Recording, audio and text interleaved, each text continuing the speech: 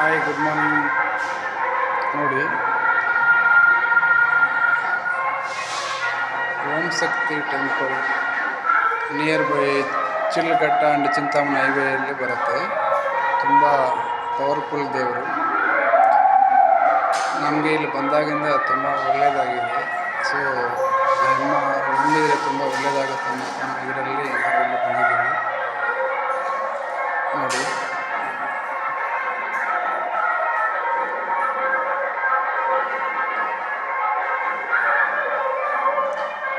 Friends, ಇಲ್ಲಿ ಬರೋಕ್ಕೆ ಕಾರಣ ಏನಂದರೆ ಅಮಾವಾಸ್ಯೆ ದಿನ ತುಂಬ ವಿಶೇಷವಾಗಿ ಪೂಜೆ ಮಾಡ್ತಾರೆ ಅಮ್ಮನವರಿಗೆ. ಆದರೆ ನಮ್ಮ ಅಣ್ಣನ ಹೆಂಡತಿಗೆ ಸ್ವಲ್ಪ ಬ್ರೈನ್ ಸ್ಟ್ರೋಕ್ ಹೊಡೆದ್ಬಿಟ್ಟು ಪ್ರಾಬ್ಲಮ್ ಆಗಿತ್ತು. ಯಾವುದೇ ಕಾರಣಕ್ಕೂ ಇವರು ಉಳಿಯಲ್ಲ ಅಂತ ಹೇಳ್ಬಿಟ್ಟು ಒಳ್ಳೆ ಖಾಸಗಿ ಹಾಸ್ಪಿಟ್ಲಲ್ಲಿ ನಾವು ಟ್ರೀಟ್ಮೆಂಟ್ ಮಾಡಿದ್ವಿ. ಆದ್ರೂ ಅಲ್ಲೇ ಹೇಳಿದರು, ಸಾರಿ ಸರ್, ಇವ್ರನ್ನ ಯಾವುದೇ ಕಾರಣಕ್ಕೂ ಎಂಥ ಹಾಸ್ಪಿಟ್ಲ್ ಕರ್ಕೊಂಡಂದರೂ ಉಳ್ಸೋಕ್ಕಾಗಲ್ಲ ಅಂತ ಹೇಳಿದರು. ಆದರೆ ಯಾರೋ ಹಿಂಗೆ ಬಂದುಬಿಟ್ಟು ಹೇಳಿದರು, ಏನಂತ, ನೋಡಪ್ಪ ಅಲ್ಲಿ ಹೋಗಿ ಒಂದು ಪೂಜೆ ಮಾಡಿರಿ, ಇವೆಲ್ಲ ಮೂಢನಂಬಿಕೆ ಅಂತ ನಮಗೆ ಗೊತ್ತಿತ್ತು. ದೇವ್ರ ಮೇಲೆ ನಮ್ಗೆ ನಂಬಿಕೆನೇ ಇಲ್ಲ.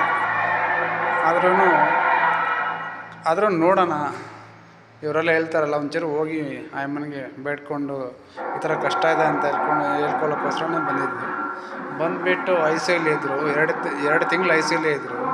ಆದರೆ ಏನೂ ಪ್ರಯೋಜನ ಆಗಿಲ್ಲ. ಆಮೇಲೆ ಬಂದಮೇಲೆ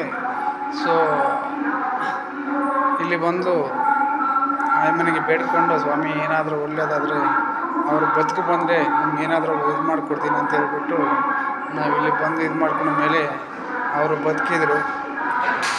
ಹೆಂಗೆ ಬದುಕಿರೋ ದೇವ್ರಿಗೆ ಗೊತ್ತಾಗಬೇಕು. ಸುಮಾರು ಒಂದು 15 ಲಕ್ಷ 20 ಲಕ್ಷ ಖರ್ಚು ಮಾಡಿದ್ವಿ. ಆದರೆ ಡಾಕ್ಟ್ರು ಸೆಂಟ್ ಜಾನ್ಸ್, ವೈದೇಹಿ, ಬೆಂಗಳೂರಲ್ಲಿ ಎಷ್ಟು ಖಾಸಗಿ ಹಾಸ್ಪಿಟ್ಲ್ ಇದೆ ಅಲ್ಲೆಲ್ಲ ನೋಡ್ಕೊಂಡು ಬಂದ್ವಿ. ಯಾಕಂದರೆ ಏನೂ ಪ್ರಯೋಜನ ಆಗಿಲ್ಲ. ಬಟ್ ಇಲ್ಲಿ ಬಂದಮೇಲೆ ಆ ಅಮ್ಮ ಕರುಣೆ ಇದರಿಂದ ಆ ಅಮ್ಮ ನಮ್ಮ ಅಣ್ಣನ ಹೆಂಡತಿ ಬದುಕಿದ್ರು. ಆದರೆ ಇವತ್ತು ಅಮಾವಾಸ್ಯೆ ದಿನ ಅಂತ ಹೇಳ್ಬಿಟ್ಟು ಇಲ್ಲಿ ಬಂದಿದ್ದೀವಿ. ಎಲ್ರಿಗೂ ಸ್ವಲ್ಪ ನಮ್ಮ ಕೈಯಲ್ಲಾದಷ್ಟು ದೇವರಿಗೆ ಅಭಿಷೇಕ ಮಾಡಿಸಿ 4 ಜನಕ್ಕೆ ಸ್ವಲ್ಪ ಏನಾದರೂ ಅನ್ನಪ್ರಸಾದ ಕೊಡೋಣ ಅಂತ ಹೇಳ್ಬಿಟ್ಟು ಇಲ್ಲಿ ಬಂದಿದ್ದೀವಿ ಫ್ರೆಂಡ್ಸ್. ಆದರೆ ತುಂಬ ಮಹಿಮೆಗಳ ತಾಯಿ ಓಂ ಶಕ್ತಿ ಅಮ್ಮ ತುಂಬ ಒಳ್ಳೆಯದು.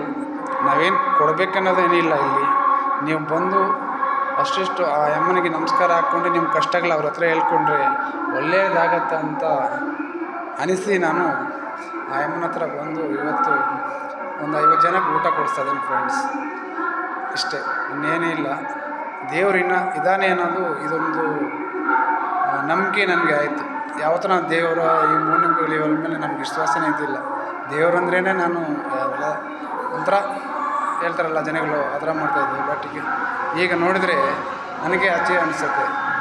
ಏನಂದರೆ ಈ ಥರ ಇದರಲ್ಲಿ ಈ ಕಾಲದಲ್ಲಿ ದೇವರು ಇದ್ದಾರೆ ಅನ್ನೋದು ಒಂದು ನಮಗೆ ಆತ್ಮವಿಶ್ವಾಸದಲ್ಲಿ ಕರ್ನಾಟಕ ವಿಚ್ ಫೈನ್.